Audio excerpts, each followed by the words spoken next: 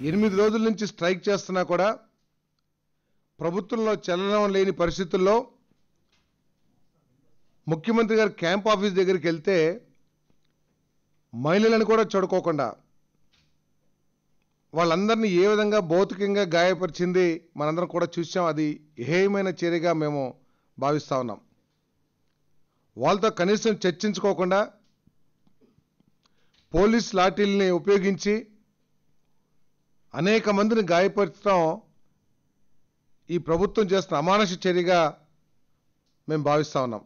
Municipal కార్మికుల strike మూలంగా ప్రజలు ఎంత ఇబ్బంది పడుతున్నారనే ప్రాధాన్యతను కూడా తీసుకోకుండా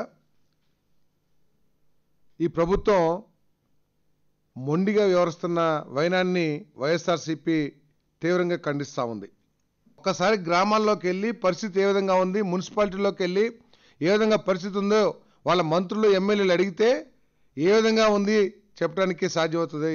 కోట్లాది మంది ప్రజలు ఈ మున్సిపల్ కార్మికులు పని చేయకపోవడం మూలంగా చెత్తంతా పెరిగిపోయి తీవ్ర ఇబ్బందులు ఎదుర్కొంటున్నారు.